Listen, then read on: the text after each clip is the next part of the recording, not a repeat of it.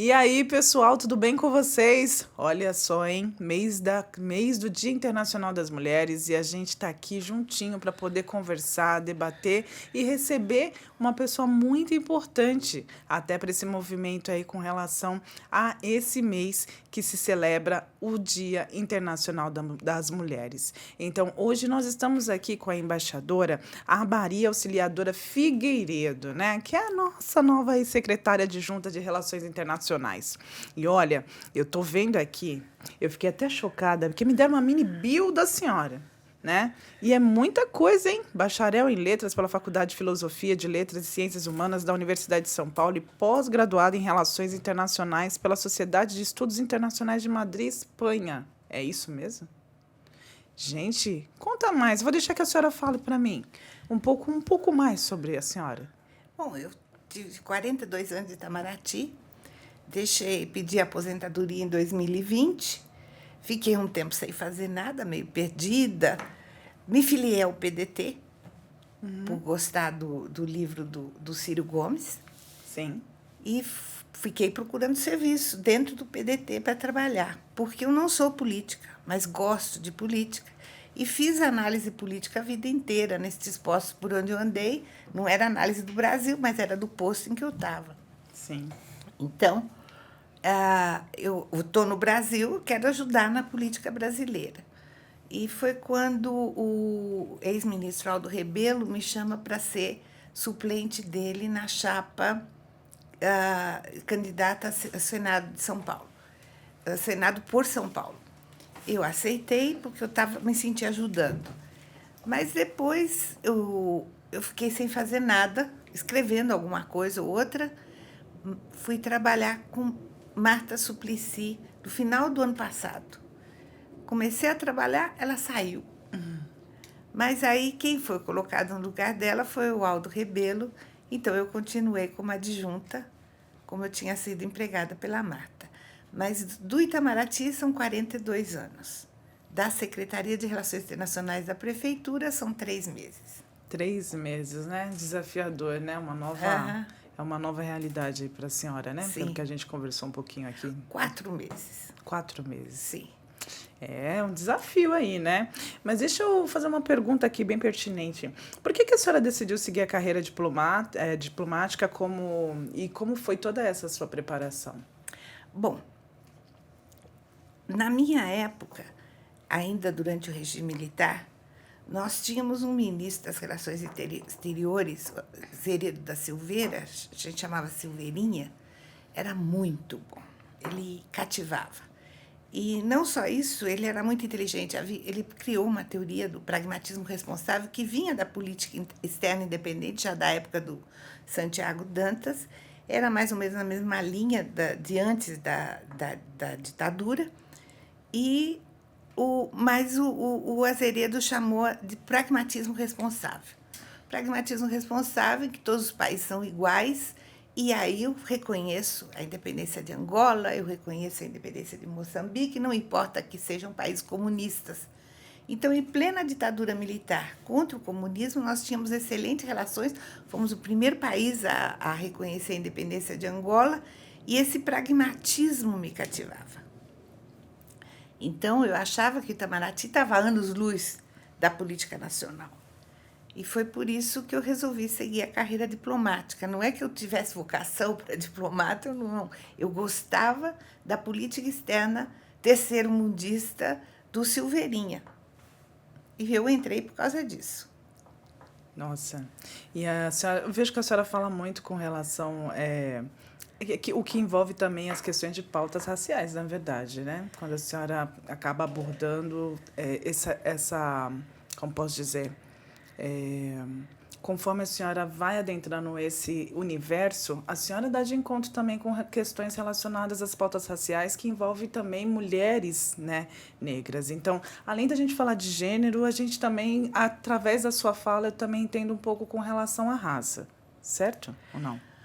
Olha, Como que é o seu olhar sobre isso? Eu acho o racismo ele existe em todo lugar, mas ele é diferente de um lugar para o outro.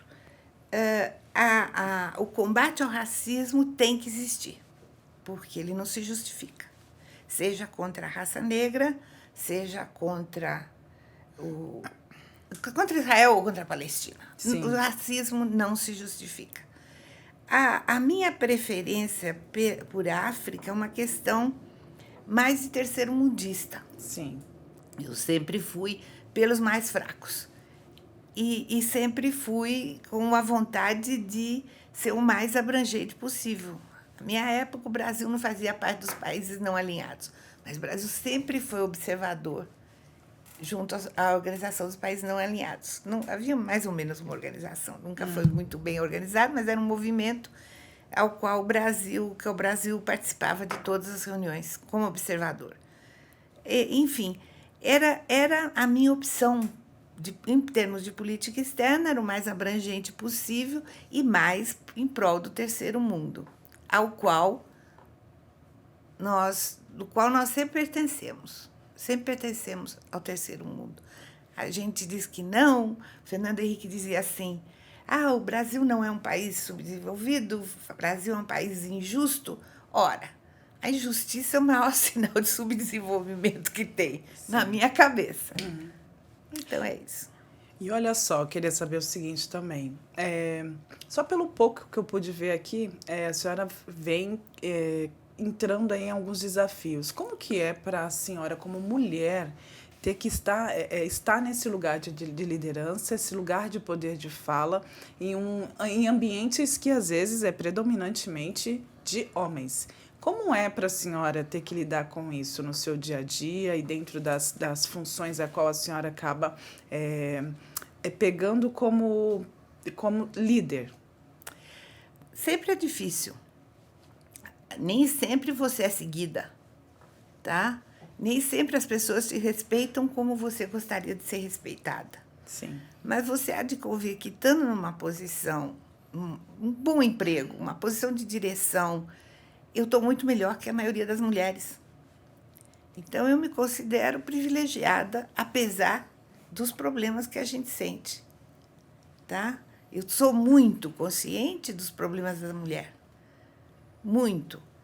Você tem que fazer trabalho em casa, você tem que fazer trabalho de família, você tem que fazer muita coisa e ninguém dá valor ao trabalho que você faz. Então, eu tenho muita consciência disso, mas a minha vida é uma vida privilegiada. Eu tive uma vida de homem. Sim. Né? Eu não tenho filhos, eu não tenho que preocupar com casa. Eu cuidei de minha mãe, que teve Alzheimer há muitos anos, mas também foi uma coisa prazerosa, porque minha mãe era uma santinha. Então, era muito bom tê-la comigo. Então, para mim, isso nunca foi trabalho. Tá? Sim. Então, eu não saberia te dizer do meu sofrimento ao ser discriminada, que fui, mas não muito, não tanto como a maioria das minhas colegas que se aposentaram conselheiras. Na minha época, as meninas chegavam à posição de primeira secretária e havia ali um gargalo na promoção, porque a carreira é assim: terceiro secretário, segundo secretário, primeiro secretário, conselheiro, ministro conselheiro, que é também chamado de ministro segunda, que já pode ser embaixador comissionado, e ministro primeira, que é o full ambassador, a gente diz em inglês.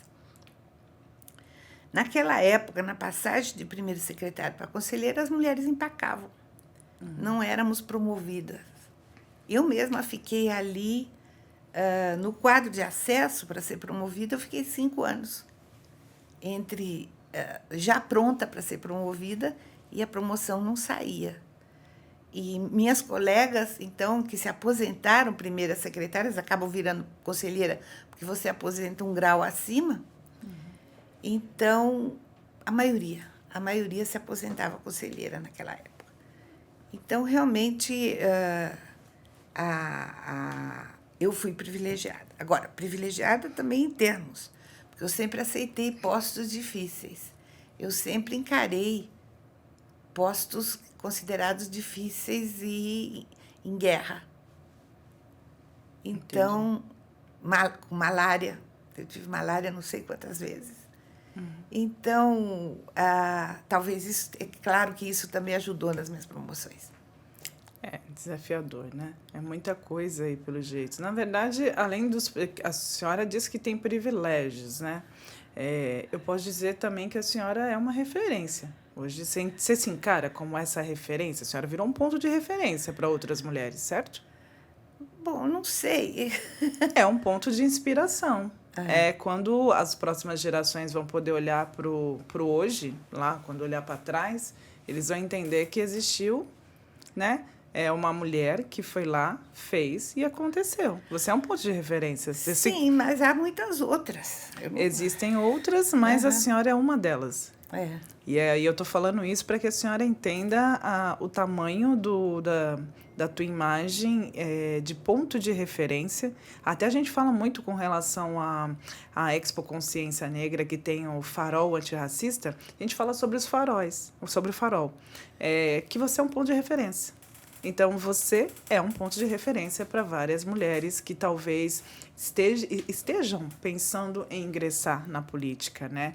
E aí, já falando com relação a isso, qual é a dica, qual a orientação, o que a senhora poderia falar para outras mulheres que talvez estejam assistindo nesse momento, mulheres que já sabem que a senhora existe e mulheres que ainda vão descobrir quem é essa gigante que talvez nem saiba o tamanho que é. Qual que é a dica que a senhora dá para as pessoas que querem ingressar nessa carreira, mulheres que querem ingressar nessa carreira? Em primeiro lugar, dizer que não é uma carreira política. Não é? Não. Uhum. É uma carreira, você entra no concurso e ela demanda estudo. Sim. As promoções, às vezes a política entra na promoção, isso acontece, não vou dizer que não acontece, às vezes entra gente de fora sendo promovido graças a influências de fora, isso acontece, mas a promoção ela é feita com base no seu trabalho e com base também em exames. Você tem o curso de aperfeiçoamento diplomático, que é para passagem de segundo secretário para primeiro secretário. Você tem o curso de altos estudos, que é quase uma defesa de tese, é uma defesa de tese, Sim. Que é para passagem de conselheiro para ministro de segunda. Sim. Então, o principal conselho para quem vai para a carreira de relações diplomáticas é estudar. Estudar bem, estudar línguas, estudar história e estudar redação. Eles são muito duros na prova de redação. Sim. Tanto que você vê a quantidade de gente que passa, estudante de letras, que se formou em letras, que passa no exame, tem mais facilidade porque domina melhor a língua portuguesa. Sim. A carreira é muito boa. E é muito boa no sentido de ser interessante. Se você gosta de política, você acompanha a área política. Sim. Se você gosta dos outros, você quer ajudar o brasileiro que está lá no exterior, que tem muita gente que adora essa profissão de consulado, trabalhar em serviço consular é muito gratificante, ajudar o brasileiro que está lá fora. Eu mesma, em Quito, nós tínhamos casos de muitas mulheres que sofriam violência. Então, foi possível ajudá-las, dando endereços de entidades que elas podiam procurar. Então, no dia da eleição, eu consegui preparar um folheto para ser distribuído entre as mulheres brasileiras, para elas saberem a quem elas podiam recorrer em caso de violência doméstica. Então, você se sente útil fazendo esse trabalho consular. Fazer trabalho político é análise política do país onde você está. Se você gosta de administração, contabilidade, também tem área nisso. Se você gosta de cerimonial, jantares, recepções, coquetéis, também tem. Você pode se especializar no protocolo, na área de protocolo, na área de cerimonial. Olha que interessante. Então, você tem uma gama de áreas, a área econômica, você tem a área de promoção comercial, você tem a área de cooperação técnica, que eu acho muito importante, porque a cooperação com os outros países, a cooperação técnica é um instrumento político por excelência. Você tem um resultado muito bom, você tem retorno de investimento. O que você gasta em cooperação, você tem retorno. Os outros países gastam muito dinheiro em cooperação técnica. O Brasil gasta pouco. Nossa, eu fiquei surpresa agora. Muito pouco. Eu não tinha noção de que era era essa forma, que tem esse leque de oportunidades e a forma com que se ingressa, né? Eu não tinha E nós essa temos, perspectiva. e nós temos também, com a maior parte dos países, nós temos acordos em que o cônjuge ou a cônjuge da diplomata pode trabalhar. Antigamente nós não tínhamos. Então o cônjuge ou a cônjuge ficava sem fazer nada. Hoje em dia nós podemos procurar emprego Ali em outros países. E agora, então, com o home office, mais ainda, está mais fácil ainda levar o marido. O home office. Tá? Então, o problema das mulheres é o que faço com o meu marido, o que eu faço com as minhas crianças. Então, é bom levar. Gente, levar. Que aula, hein? Tem uma coisa que precisa ser resolvida. A escola para as crianças é muito cara. Sobretudo se você está na África, você quer a criança estudando na escola americana ou na escola inglesa ou escola francesa, sai muito caro. E nós não temos extra para pagar a escola para as crianças. Ainda agora houve uma negação, houve uma negativa do Supremo a isso. Uma pena. Mas, enfim. É uma luta, né? Que pode ser revertida lá na frente, né? Vamos continuar lutando. Aliás, nós temos agora uma associação de mulheres diplomatas que está trabalhando muito bem, está lutando muito por nós. Isso é muito importante, né? Deixa eu só fazer uma questão. Talvez quem esteja aqui em casa, aqui assistindo junto com a gente, não tenha a noção do que é a questão de diplomacia. A senhora pode explicar, assim, ó, rapidamente, para que, de repente, uma pessoa que está vendo aqui, ó, eu não sei do que ela está falando, diplomacia. Tá. Um resuminho. São as relações internacionais. Sim, são relações internacionais. Como que o Brasil se relaciona com os outros países? Se privilegia, por exemplo, os vizinhos. Sim. Se privilegia os países do norte, lá Estados Unidos, Europa. Se privilegia o terceiro mundo, que é África, Ásia, América Latina. Então, é a forma como você se relaciona. A diplomacia é a forma como se relaciona com os outros países. O serviço diplomático é no exterior. Em Brasília, é o Ministério das Relações Exteriores que cuida disso. No exterior, nós temos as embaixadas e os consulados. Onde não há consulado, nós temos o setor consular da embaixada. Então, o que faz a embaixada? Em primeiro lugar, representa o Brasil lá fora. Então, se tem uma atividade qualquer que o Brasil precisa estar representado, o embaixador irá representar. O embaixador ou os funcionários da embaixada, depende do nível da reunião. E eu considero muito importante o trabalho de informação. Se você está lá fora, você tem que informar sobre o que acontece no país onde você está. Isso. Tá? Então, por exemplo, se o Brasil age de uma forma que o país não gosta, quem sofre é o embaixador. Sim. Foi o caso agora em Israel, meu colega. Aí o que acontece? O Brasil chamou o embaixador aqui porque ele não foi tratado como deveria ter sido tratado. Então, o meu colega está aqui no Brasil nesse momento. Entendi. E nós estamos sem embaixador em Tel Aviv. Olha só. Olha, nossa, eu tô amando isso, porque são coisas que a gente às vezes não tem total conhecimento, né? Então, eu tô fazendo essas perguntas pertinentes porque hoje nós estamos falando com todos os públicos, né? E às vezes as pessoas não entendem quando acontece alguma coisa e aparece na TV, o embaixador está indo lá representar o Brasil, tem um embaixador no país tal, tem um embaixador que está representando numa situação lá o Brasil. Aí as pessoas, mas como? Como é esse negócio? A falta de conhecimento também, né? E nós precisamos de mais mulheres. Nós precisamos de mais mulheres, que a média tem sido 25%, uma média muito baixa. Uma média muito baixa de mulheres, nós precisamos de mais para conseguirmos melhores lugares. Então, já falando com relação a isso, né, as relações internacionais a qual a senhora representa hoje, o que a senhora acredita que é possível fazer com relação a essa questão de aumentar o número de mulheres, né, a questão de gênero, com relação a tudo isso que a senhora está chegando agora, né, para implementar? Eu sei que deve ser uma tarefa muito difícil, até porque é recente, mas como que é no seu, como que a senhora encara nesse seu dia a dia recente, dentro desse universo, a questão do gênero? O que a senhora pretende fazer aí? Porque, como conversamos, é um universo muito masculino.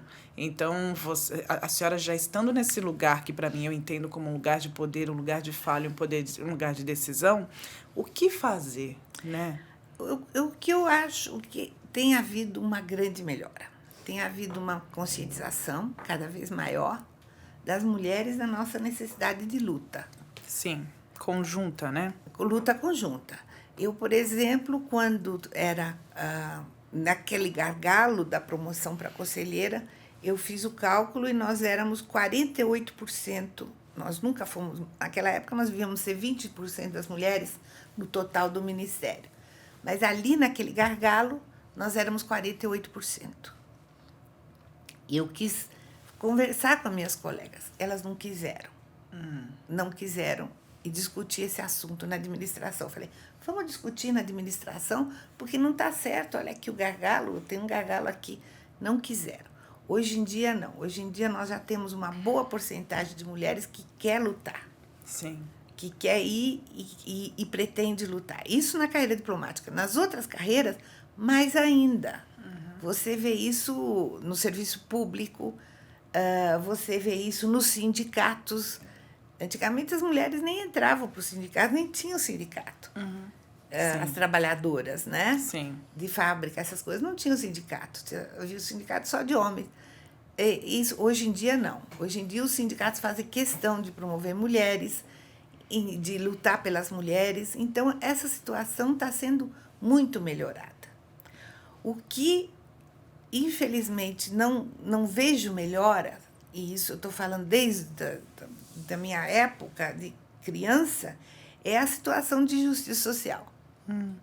Não importa se é minoria, se é maioria, se é maioria negra, não importa.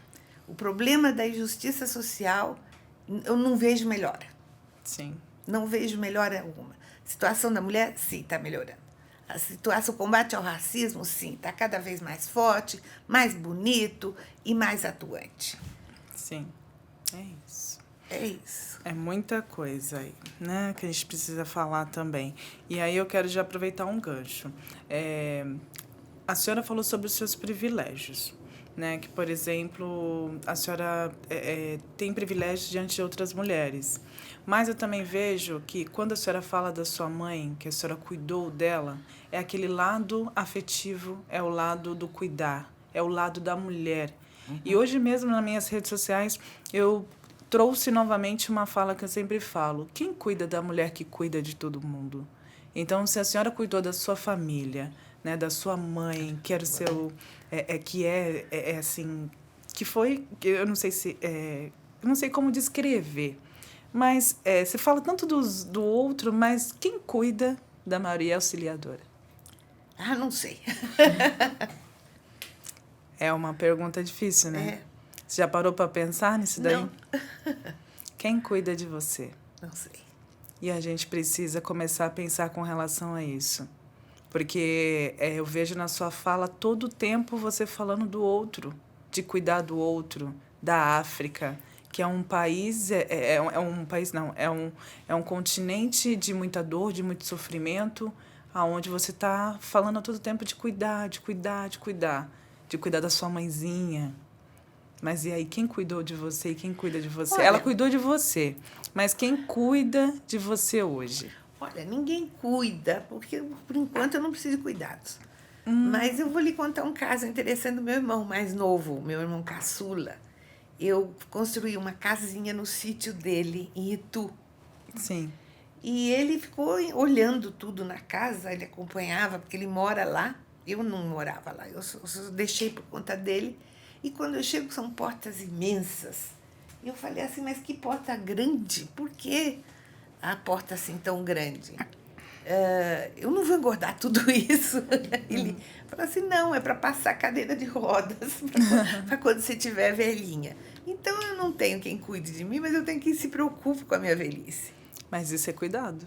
É cuidado. É um cuidado. É. Então, quando eu falo isso, é porque quando eu trago esse assunto, é porque muitas mulheres, no lugar que está, como a senhora, no lugar de poder, num lugar de liderança, um lugar de decisão, que acolhe, que abraça, que coloca as pessoas no colo, muitas vezes não tem ninguém para colocar você no colo. Eu sou privilegiada. É.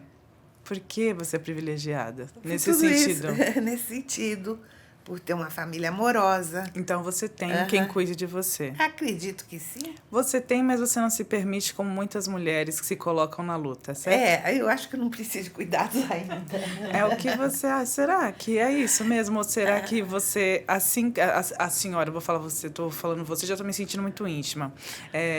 Será que não é também nesse lugar da senhora, como eu estou falando, de cuidar a mulher em si? Não digo somente a senhora, a maioria das mulheres do mundo, elas estão sempre cuidando, e a necessidade de lutar faz com que ela seja forte. E aí ela talvez não perceba a necessidade de ser cuidada, porque eu te provoquei. Aí primeiro você falou, eu fiz uma provocação, que aí a senhora entendeu que eu estava querendo dizer sobre também se permitir ser cuidado. E a gente vive numa sociedade onde tem milhões de mulheres que também são mães solos, existem as vós solo, existem as mulheres que estão sozinhas na vida, no mundo, e muitas não estão vivendo, elas estão sobrevivendo, né, pelo outro.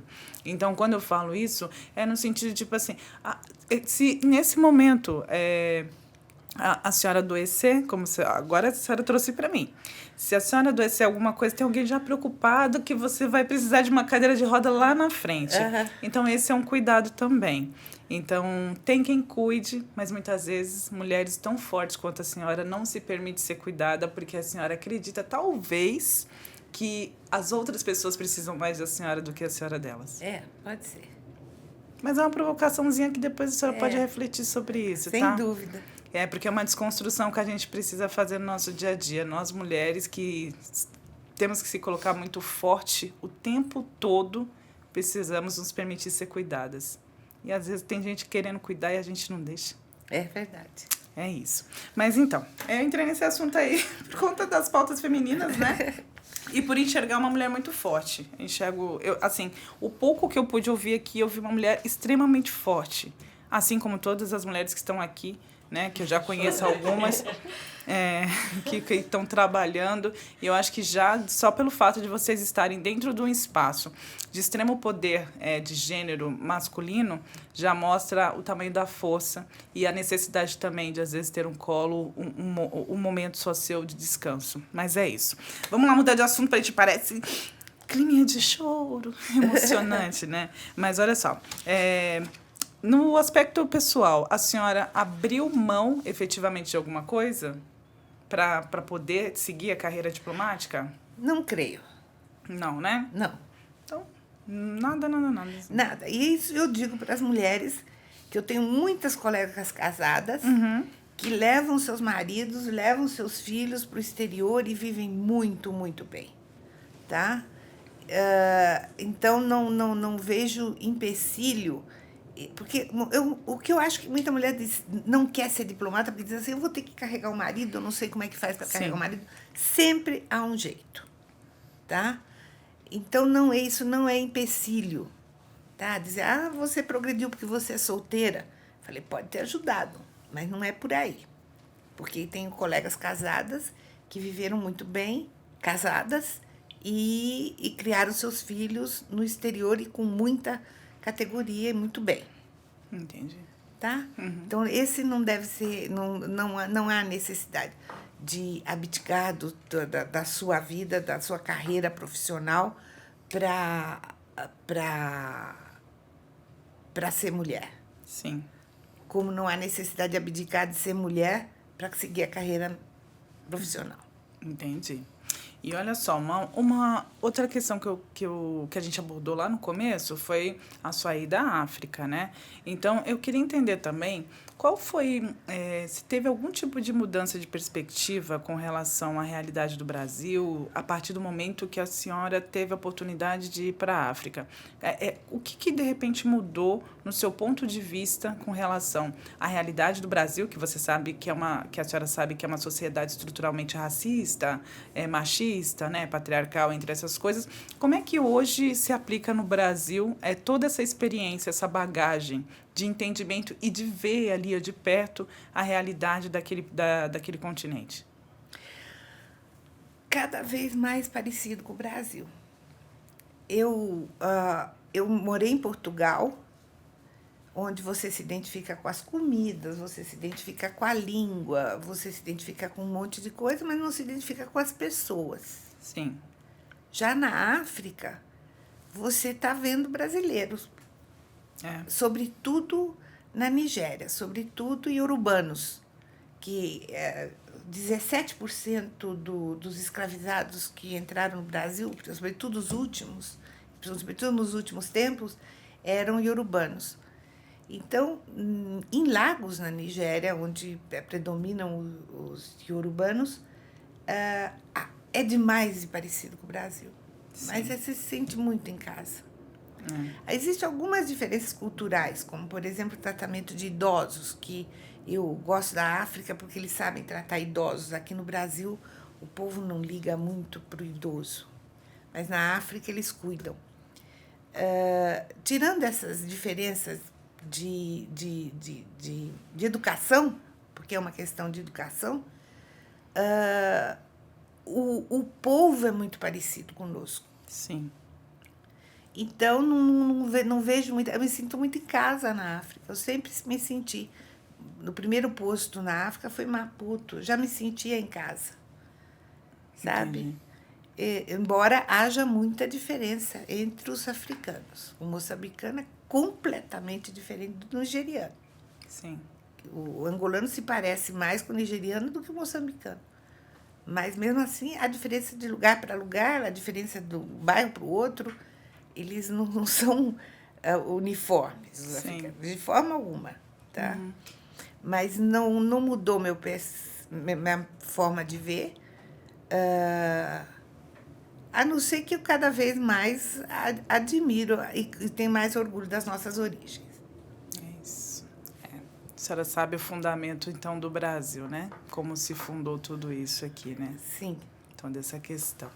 E falando já nessa questão de África, a senhora sabe que a virada ODS, né, ela vem em conjunto aí, junto com as questões da Secretaria, né, de Relações Internacionais, que tem um projeto que é a Expo Consciência Negra, que virou um farol antirracista para o Brasil inteiro, onde se tornou uma referência com relação à necessidade de não só fazer um evento para celebrar a cultura, mas também trazendo a educação antirracista e podendo conscientizar outras pessoas não negras com relação à pauta, né?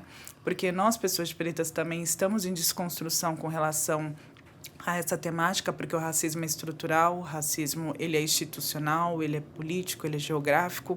Então, sabemos também que a base da sociedade está a mulher negra, né? Que a gente pode dizer assim que agora nós estamos conseguindo ver mulheres pretas em determinados cargos que não são mais os domésticos, né?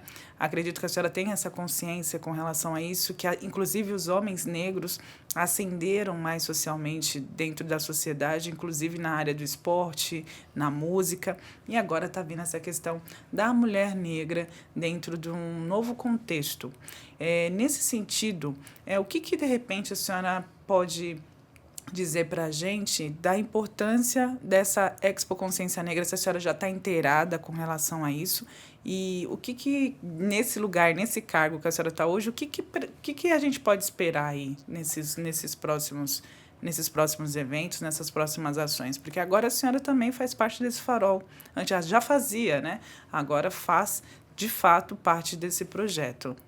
Nós fomos muito bem avaliados no ano passado. Sim. Eu não tenho participação alguma, mas eu sei que a avaliação nota foi nota 9 pelo público. Sim. Então, a ideia é continuar a dar força ao trabalho. A Elaine, que é a nossa gerente, está fazendo um excelente trabalho.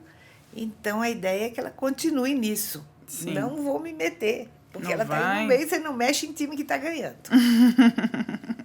É isso, né? Aham. Então, olha só, uma outra questão aqui que eu quero saber é como que, assim, a senhora vai criar alguma estratégia para botar mais mulher aí, ó, no seu grupinho? No meu Vamos grupinho, fazer a nossa panelinha? a nossa panelinha, nós temos boas mulheres. Nós temos uma coordenadora geral que é mulher, coordenadora de ações multilaterais que é mulher. Nós temos o cerimonial que é mulher. Nós temos muito boas meninas lá. Perdemos 2 muito boas também, ou 3, com a Marisa, 3. Não esquece da comunicação. Aham. Então tem bastante mulher. Comunicação, né? Aham. Graças à comunicação eu tô aqui, hein? Comunicação. Enfim, nós temos nós temos boas mulheres lá na secretaria. Eu não posso me queixar, não, pelo contrário. Então, Eu fico feliz. Que bom, né? E aí, já falando nesse sentido, conta aqui pra mim, já teve alguma vez aí que teve que bater de frente com algum homem aí? Porque você tá no meio majoritariamente de homens, né? Teve algum momento que você teve que impor e falar, ó, é assim, é eu que tô mandando, é eu que sou. Já aconteceu essa situação? Não, ainda não. Eu estou Não, pouco ninguém bate. tempo. Não, mas não só nesse sentido agora, mas em outras questões. Já aconteceu sim, de você sim, chegar lá e falar assim, ó, dá sim, licença, quem manda sim, sou sim, eu? Sim. Ai, eu acho que é o máximo. Ai, eu queria tanto ter visto isso. Será que vai acontecer? Será que vai ter nesse momento aqui, nessa nova etapa, talvez possa acontecer, né? E a senhora não tem medo não, né? Vai se impor. Filhinha. Tá onde tá, né? À toa, né? Serve de bombardeio. Já passou por muita coisa. Bombardeio? Bombardeio. Isso aí você não me contou, pode contar. Não quer contar? Deixa Não, a gente corta. Eu posso contar. Não, foi em Abidjan, a Batalha de Abidjan, que o então presidente da República não tinha armas, porque houve embargo de armas na Côte d'Ivoire. É Costa do Marfim, eles não gostam de ser traduzido o nome, eles gostam de ser chamados pelo nome tal como se escreve, Côte d'Ivoire. O então presidente ganhou as eleições, Sim. Só que a comunidade internacional decidiu que ele não tinha ganho as eleições. Então, vamos tirar o regime de lá. E ele não tinha armas, porque durante 8 anos houve embargo para venda de armas para Costa do Marfim, para Côte d'Ivoire. Bom,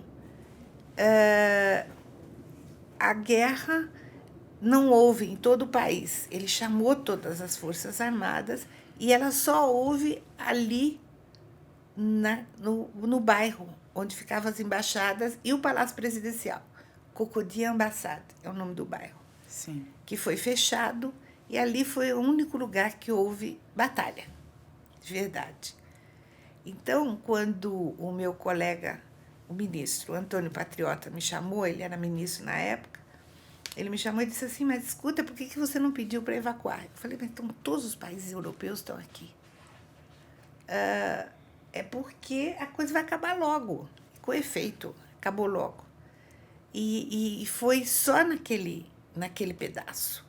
O bombardeio era só ali, e era um bombardeio cirúrgico. Ele tinha o ponto que você vai bombardear, tá? Então, as embaixadas ficaram de fora, com exceção da embaixada do Japão, que ficava numa esquina, e a embaixada da Índia, que ficava no meio do caminho. Sim. A embaixadora da Índia, coitadinha, ela ficou horas debaixo da escada durante o último bombardeio. A embaixada do Brasil só sofreu uns raspõezinhos na telha. Perdemos umas 5 ou 6 telhas só. Enfim, os franceses prenderam o Babot e ele ficou 8 anos na corte de Haia até ser inocentado. Muita coisa. Ele foi inocentado há coisa de uns 2 anos. É isso. É isso. É histórias, né? Para serem contadas lá na frente, quando a juventude pegar um livro na escola. Não, isso, a história vai sair que ele tinha que cair porque ele teria perdido as eleições. Ele não perdeu as eleições. A história vai estar. Ele não perdeu as eleições. Ele sabia que ele ia ganhar as eleições, porque ele atrasou essas eleições muito tempo. Ele só fez as eleições quando tinha certeza que ele ia ganhar. E a senhora nunca escreveu um livro, nunca fez sua autobiografia, nunca...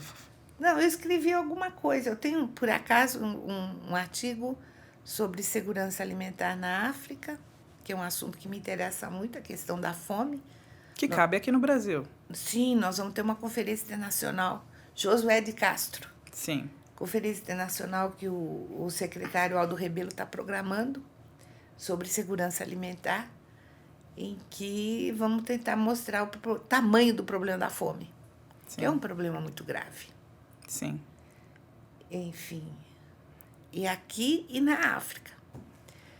Na África, mais resultante de conflitos, de ciclones, de desastres naturais, as pessoas têm que se mudar, é mais resultante de deslocamentos do que do natural da vida.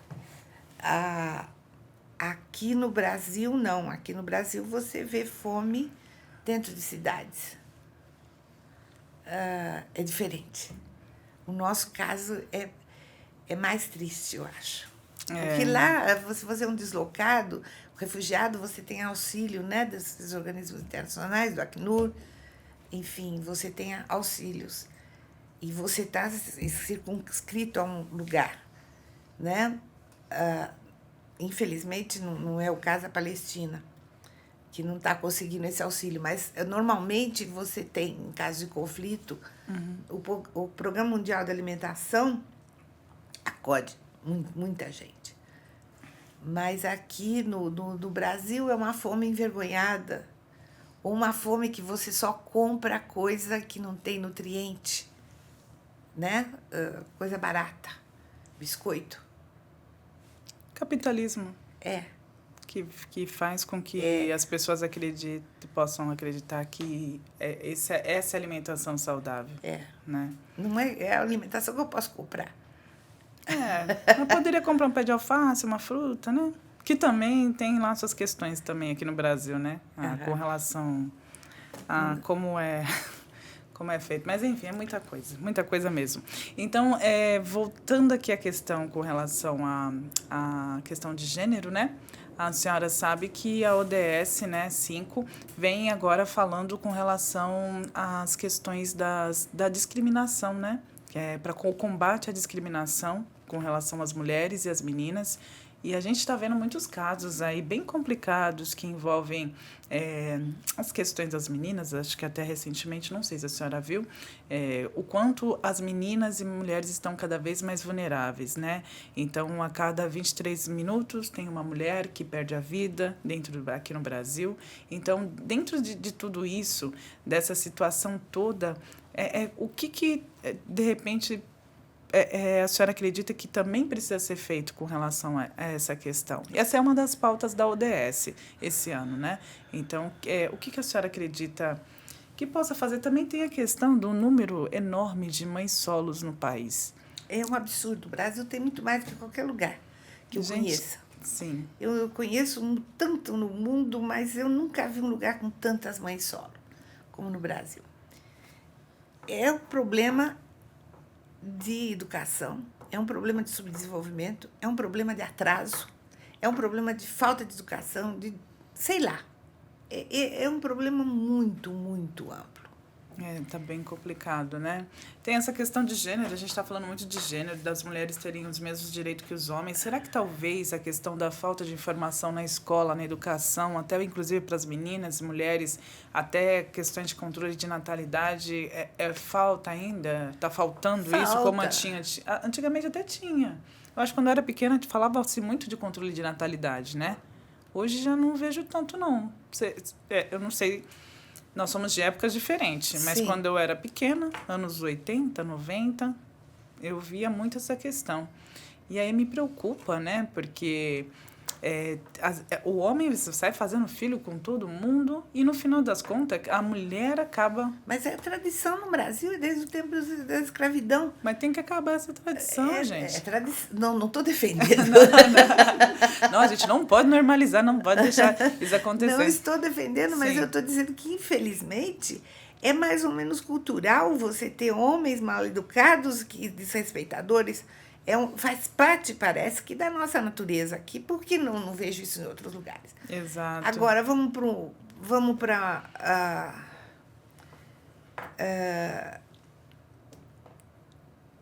Eu realmente não saberia dizer. Eu só digo que o problema é muito mais complexo do que só um problema de gênero. Não é um problema de gênero. Só. É um problema educacional, sobretudo. Sim. Tá? É um problema cultural, na medida em que isso é antigo. É um problema de injustiça social, porque a educação não é igual para todos. Sim. Tá? E o que você tem nos países subdesenvolvidos, você tem uma elite que acha que pode fazer o que quer, uma elite geralmente impune, e muitos homens que fazem parte dessa elite são assim, da mesma forma que os homens mal educados. Sim, Na verdade, acho que nem é uma questão de elite, né? Nesse sentido, não é só a elite. Não é só a elite, é como os homens todo, mal sim. educados. Só que a referência de muitos homens que estão abaixo dessa elite é exatamente a elite, que eles vão lá e fazem tudo igual, porque eles acham que eles têm o direito de fazer. Eu acho que é mais ou menos essa a questão, né? É um problema cultural grave. E a gente vai, né? Vamos juntos aí nessa, que eu tô juntinha com vocês, hein? E, nosso bate-papo tá chegando ao fim. Para mim foi muito, assim, gratificante, foi muito grandioso, foi uma aula que eu tive aqui. Se eu tiver a oportunidade de falar com a senhora novamente, não só aqui, em outros lugares, vou fazer questão. Acho que já pode escrever um livro, tá? Tem que aparecer mais aí para contar um pouco mais dessa sua história. E é isso, eu queria saber aí as suas considerações finais com relação a tudo isso, ao mês, né, do Dia Internacional das Mulheres, onde nesse momento a senhora representa uma massa aí de mulheres que estão aí buscando referência e sendo as referências. Então hoje a senhora é o meu farol aqui para outras mulheres. Fala para mim, dá suas considerações finais. Tá bom. Nós temos problemas no Brasil muito sérios. Mas tem problema no mundo inteiro. No mundo inteiro. E as relações internacionais têm sido um campo de homens. Era o caso de termos mais mulheres no campo das relações internacionais. Então, o que eu pediria às que nos escutam é que tentassem, que estudem para isso, que tentem fazer, que tentem nos ajudar, o Brasil e o resto do mundo trabalhando nessa área. Sim. Serão muito bem-vindas no Itamaraty, assim como na paradiplomacia das prefeituras, dos governos de Estado. Nós temos que aumentar as nossas relações internacionais, não só para melhorar a nossa cultura, que a nossa cultura merece um aprimoramento, apesar de ser artisticamente muito boa, nós temos alguns problemas meio graves de injustiça, de aceitar a injustiça social como se fosse uma coisa natural, que não é. É uma aberração, é uma indecência. Então, nós precisamos tentar mudar o Brasil e o mundo. É isso. Obrigada. Nós que agradecemos, né, a sua contribuição como mulher, como profissional, né, e está entrando agora junto aí com a equipe, né, de Relações Internacionais. E eu espero realmente que todos os seus projetos, todas as suas ações sejam de muito sucesso e pode contar comigo também para tudo que a senhora precisa aí nesse trem aí que está vindo, hein? Tá bom? Tá bom, muito obrigada. Então, mas muito obrigado mesmo pela sua contribuição para a nossa sociedade em si. Tá bom? Obrigada. Gente, ficamos por aqui, tá bom? Até a próxima, né? E é isso, gente. Espero que vocês tenham gostado. Tchau, tchau.